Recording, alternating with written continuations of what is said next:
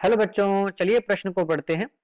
16 व्यक्ति दौड़ तैराकी और घुड़सवारी में परस्पर प्रतियोगिता करते हैं। यदि दौड़ के लिए 1, तैराकी के लिए 2 एवं घुड़सवारी के लिए 3 कुल 6 विभिन्न मूल्यों के पुरस्कारों की व्यवस्था है, तो कुल कितनी पुरस्कार सूची बनाई जाएंगी। इस प्रश्न को हल करने की मुख्य अवधारणा। इस प्रश्न का हल जो है गुणन के आधारभूत सिद्धांत के द्वारा किया जाएगा। यहाँ मान लेते हैं कि दौड़ के लिए जो पुरस्कार है वो के हैं, और तैराकी के लिए जो पुरस्कार है मान लेते हैं वो एम है, और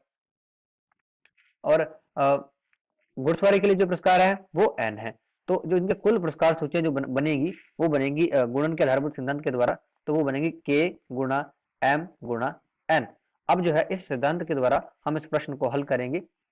तो हल करते हैं। यहाँ पर हमें दिया हुआ है जो कुल व्यक्ति हैं वो है 16, और यदि दौड़ के लिए 1, तो दौड़ के लिए जो हमारे पुरस्कार की जो व्यवस्था है वह 1, और हम देख लेते हैं यहाँ पर दौड़ के लिए एक पुरस्कार देने के जो तरीके बनते हैं, तो इसमें जो तरीका बनता है वो बनेगा 16। और तैराकी के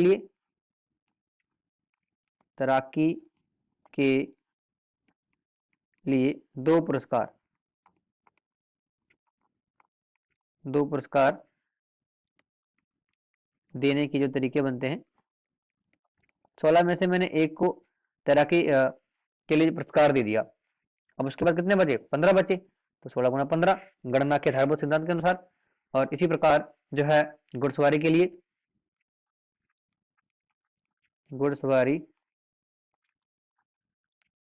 लिए कितने पुरस्कार देने हैं? 3 पुरस्कार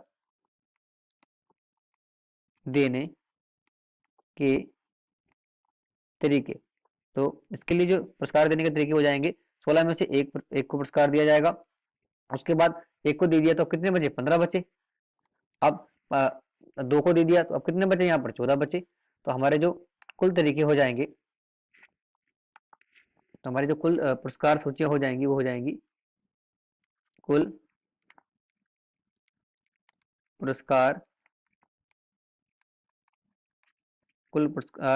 सूची जो है वो हो जाएगी गणना के आधारभूत सिद्धांत के अनुसार 16 गुना 15 गुना, यहाँ आ जाएगा 16 गुना 15 गुना 14, और यहाँ 16 की घात जो है वो हो जाएगी 3, और 15 की घात हो जाएगी 2, और गुणा में आ जाएगा 14।